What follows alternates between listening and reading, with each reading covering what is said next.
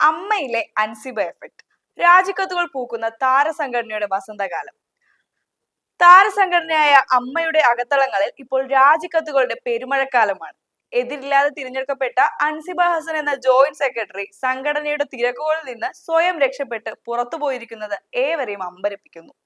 വ്യക്തിപരമായ തിരക്കുകൾ എന്ന ആ പഴയ ക്ലീഷേ ഡയലോഗിന് പിന്നിൽ ഒളിഞ്ഞിരിക്കുന്ന രാഷ്ട്രീയം എന്താണെന്ന് ചോദിക്കാൻ പോയാൽ ശ്വേതാ മേനോന്റെ ഒരൊറ്റ മറുപടിയിൽ എല്ലാം തീരും. അൻസിബ പറഞ്ഞത് ഞങ്ങൾ പാസ്സാക്കി.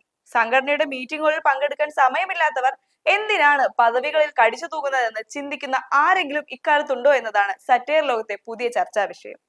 സംഘടനയുടെ ട്രഷറർ ഉണ്ണി ശിവപാലിനെതിരെയുള്ള പീഡനാരോപണങ്ങളും നിർബന്ധിത അവധി നൽകലുമൊക്കെ അരങ്ങു തകർക്കുമ്പോഴാണ് ഈ അപ്രതീക്ഷിത പടിയിറക്കം.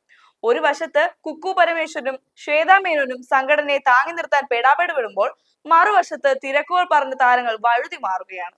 ഫെബ്രുവരിയിൽ നൽകിയ രാജി മെയ് മാസത്തിൽ മാത്രം വെളിച്ചം കാണുന്നതിലെ വേഗത നമ്മൾ അഭിനന്ദിച്ചേ മതിയാകും.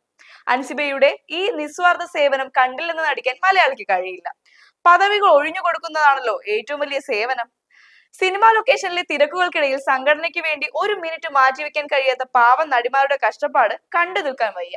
സംഘടനയുടെ എക്സിക്യൂട്ടീവ് കമ്മിറ്റിയിൽ ഇരുന്നാൽ ഷൂട്ടിംഗ് തടസ്സപ്പെടുമോ എന്ന ആശങ്കയാണോ അതോ ചീഞ്ഞഴുകിയ പീഡനാരോപണങ്ങളിൽ നിന്ന് മുഖം രക്ഷിക്കാനുള്ള തന്ത്രമാണോ ഇതെന്നും ആരാധകർ സംശയിക്കുന്നു.